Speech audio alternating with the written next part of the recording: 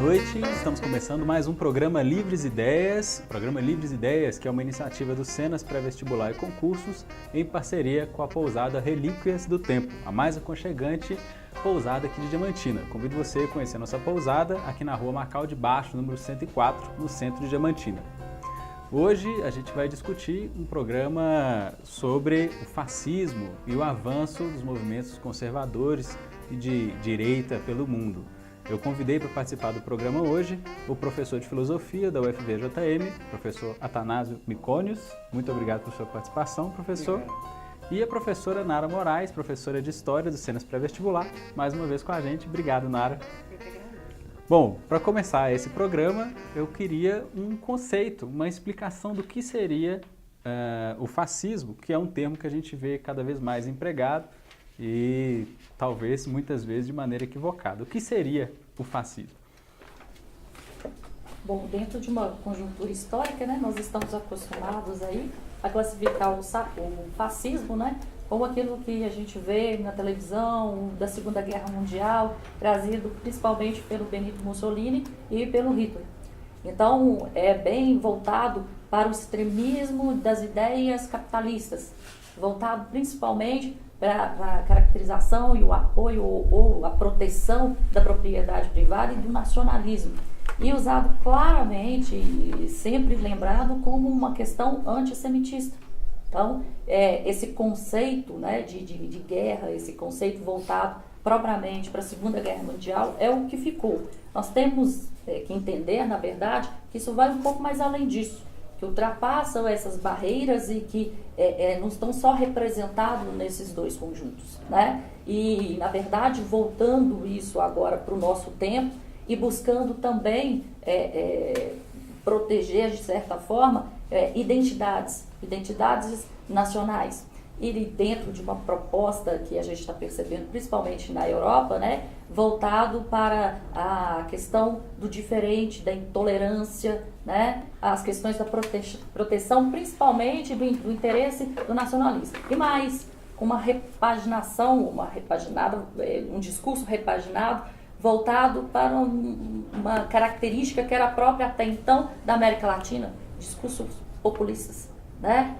Voltado para o discurso de interesse dessa massa e de um sentimento em que as pessoas estão perturbadas no sentido de transição, de não saber se adequar a valores, de não se adequar ao que é certo, o que é errado, e a defesa e agarrando aquilo que tinha até então como referência. Então a gente vê dois conceitos, dois momentos, e a gente vê dois contextos totalmente diferentes para a aplicação desse fascismo, tá? E voltando naquilo que a gente tinha até então, lá antes da Segunda Guerra Mundial, fica bem evidente, e aquela propaganda que sempre fez ao fascismo, de que é algo em que licencia, limita as liberdades da população, de suas diferenças, né? E a coloca no sentido de uma totalidade. Nara, pode ser fascista e totalitarista? Ou pode ser só fascista ou só totalitarista? E que a gente vê, especialmente hoje, na nossa política do dia a dia, aquela que quase sempre é feita no Facebook, né? A pessoa acusando a outra, você é um fascista, totalitarista, às vezes usado até quase como sinônimo. Mas no conceito próprio da palavra, você pode ser um fascista e não totalitarista, ou necessariamente você vai ser um e vai ser o outro? Não, pode ser os dois, pode ser só um, né? O totalitarismo vem no entendimento, né, de que esse grupo político, ele vai atuar em todos os sentidos do Estado. É ele que comanda e que vai reger desde a hora que você acorda até a hora que você vai dormir. Então, o Estado está presente em todos os sentidos da vida desse cidadão. Então, nós temos regimes totalitaristas de direita, como também tivemos, né, regimes totalitaristas de esquerda, como foi o governo do Estado, certo?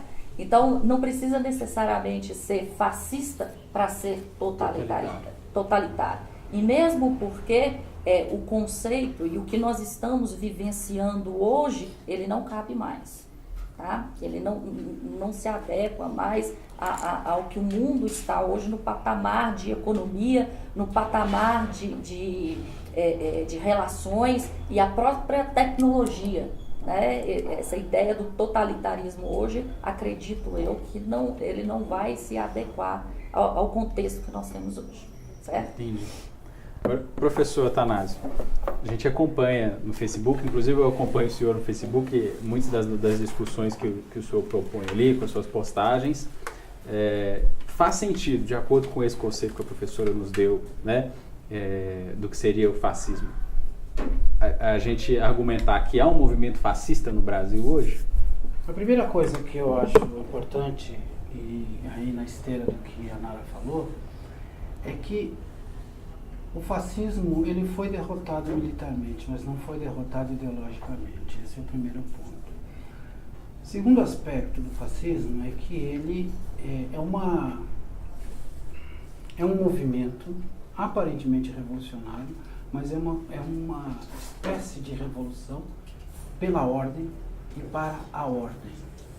Não é um movimento que se caracteriza fundamentalmente pela quebra das estruturas sociais. Ao contrário, tenta reforçar, porque o fascismo encara o Estado como a própria ordem. O fascismo tem no Estado seu objetivo final. Há um movimento fascista no Brasil? Sim, há um movimento fascista no Brasil, como há um movimento fascista no mundo inteiro. Mas nós precisamos entendê-lo dentro dos limites possíveis, também dentro da nossa cultura e da nossa história. O fascismo tem uma característica, porque o que a gente observa do fascismo, o que as pessoas entendem do fascismo, é basicamente a sua superfície, a sua espuma. O ódio, a xenofobia, nacionalismo exacerbado, a perseguição às minorias, etc. De fato, isso é uma característica, digamos assim, do movimento fascista como um movimento orgânico social. No entanto, o fascismo, ou os vários fascismos que houve ao longo da história do século XX, todos eles tiveram como característica fundamental a transformação da classe trabalhadora em massa e principalmente o fim, digamos assim, na perspectiva do fim da luta de classes. Ou seja, os trabalhadores não são mais trabalhadores com consciência de classe, com consciência histórica. Trabalhadores que são explorados, que vivem do seu salário. Agora, eles passam a ser colaboradores de um projeto nacional. Qual é esse projeto nacional? Nós precisamos entender também que a Europa, na virada do século XIX para o século XX, começa já a viver um burburinho, que é aquilo que alguns chamam de um contexto imperialista, outros chamam de neocolonialismo. O capitalismo europeu não se sustenta mais, precisa se ampliar. Nesse sentido, é que surgem as guerras coloniais. E a Primeira Guerra Mundial, o fundamento da Primeira Guerra Mundial é a partilha da África, a partilha da Ásia, vamos por aí afora. Nesse sentido, é que as lutas coloniais são encarnadas pelos teóricos fascistas, principalmente os teóricos franceses e italianos, porque foram os primeiros a pensar o movimento fascista, que até então, no começo do século XIX, ainda não tinha um rosto, né? Assim, somos fascistas. Mas muitos desses teóricos vinham, inclusive, dos sindicatos revolucionários.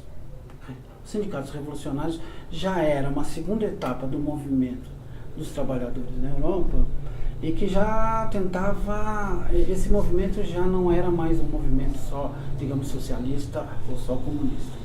Havia outros elementos ali dentro. Pois bem, é a partir daí que a gente pode perceber que, historicamente, esses teóricos, tanto franceses quanto italianos, vão buscar numa espécie de uma aristocracia plebeia, se é que a gente pode chamar assim, chamar os trabalhadores para uma responsabilidade nacional. Tanto é que o movimento fascista cresce na Itália porque os fascistas ali naquele momento, em 1914, 1915, exigem que a Itália participe da guerra e que se torne também, né, na Primeira Guerra Mundial, se torne, sobretudo, uma potência colonial. Então, para isso, é necessário, então, criar um outro espírito, um espírito, vamos dizer assim, de uma vanguarda aparentemente revolucionária, mas que é extremamente conservadora porque vai buscar suas raízes de organização social lá na Idade Média. Entendeu? Então, é nesse processo que a gente começa a perceber o que o fascismo significa. Mas, principalmente, eu diria o seguinte, só para encerrar essa primeira intervenção minha. O que ocorre é que você tem uma necessidade de um nacionalismo que busca um inimigo externo, porque é necessário ampliar, expandir o capitalismo, porque naquele momento as nações ainda acreditavam que o capitalismo era fundamentalmente responsabilidade de cada nação, não conseguiam entender que o capitalismo naquele momento já começava a apontar para uma espécie de sistema global, social, mundial. Então, eles precisam fortalecer esse capitalismo, mas para fortalecer esse capitalismo, eles precisam fortalecer a empresa. E para fortalecer a empresa é necessário, principalmente, criar uma cultura nos trabalhadores. Mas essa cultura, ela não ocorre à toa. Ela ocorre a partir do momento que os próprios trabalhadores, na sua fragmentação e na sua fragilidade, perdem a capacidade de se organizar solidariamente. No momento que os trabalhadores perdem a sua solidariedade, né, ou deixam de lado a sua solidariedade, então esses abutres penetram na classe trabalhadora e vão cooptando. Mas um outro elemento importante nesse processo todo é a violência. Em 1909, o Le Monde publica um manifesto futurista, que é um manifesto estético a favor da violência